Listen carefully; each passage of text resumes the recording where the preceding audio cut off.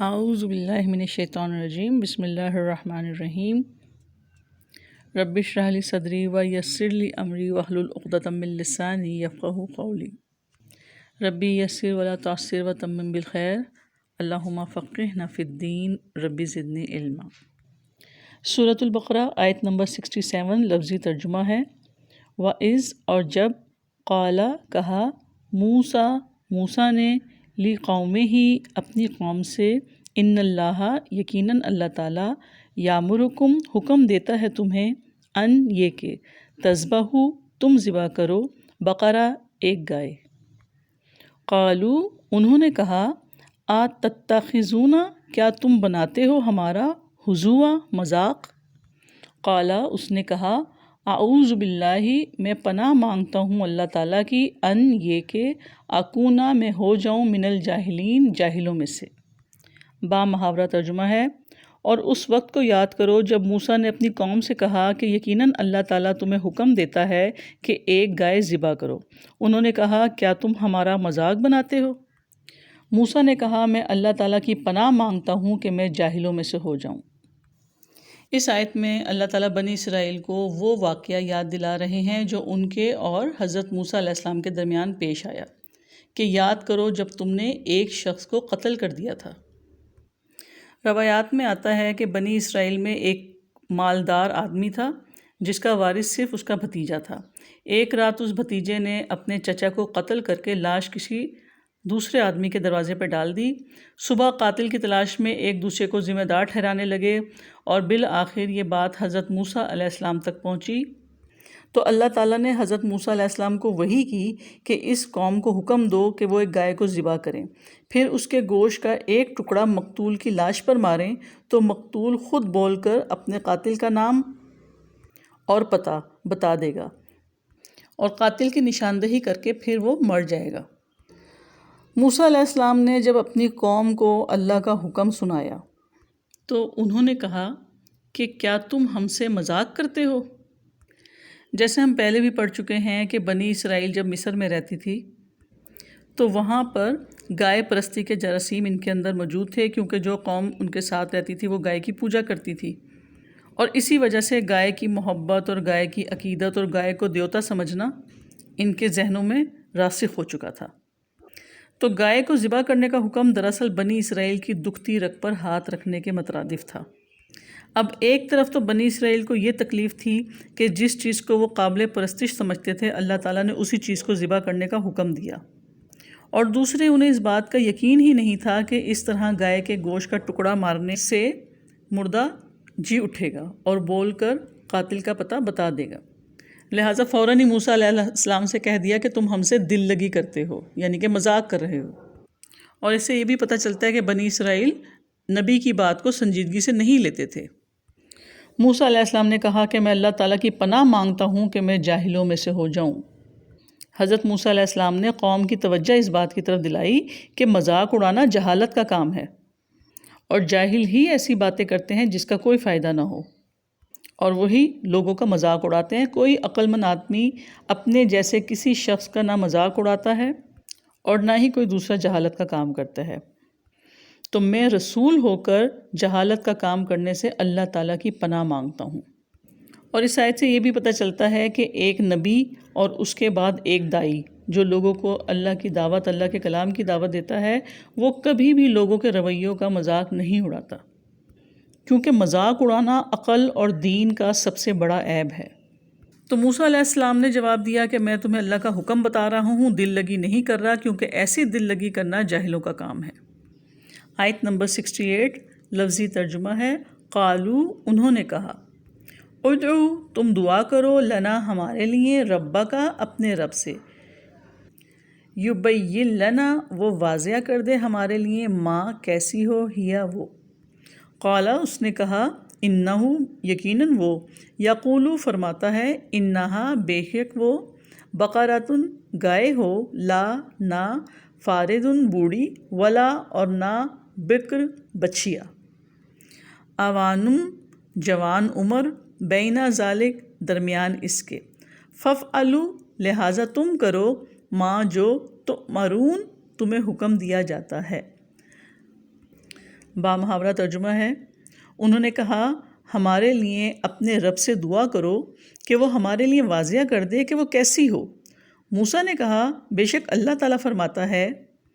کہ یقیناً وہ گائے نہ بوڑھی ہو اور نہ بچھیا، بلکہ اس کے درمیان جوان عمر کی ہو، لہٰذا تم کرو جو تمہیں حکم دیا جاتا ہے۔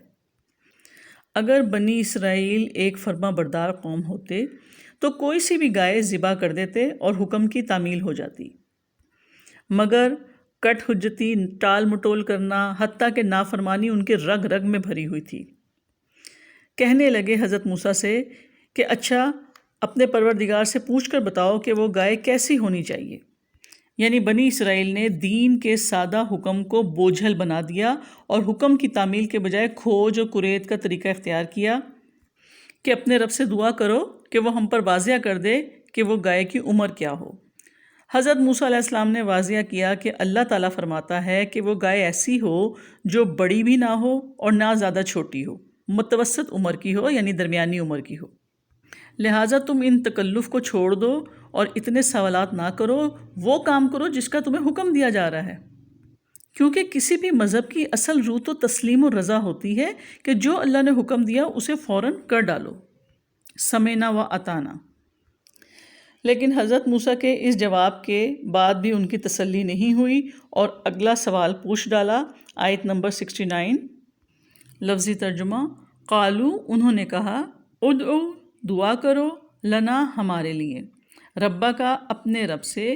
یبین لنا وہ واضح کر دے ہمارے لیے، ماں کیسا ہو، لونہا رنگ اس کا۔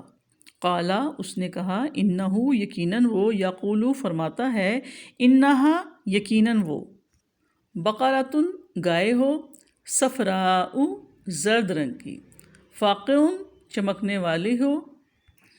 فاقع چمکنے والا ہو، لونہا رنگ اس کا،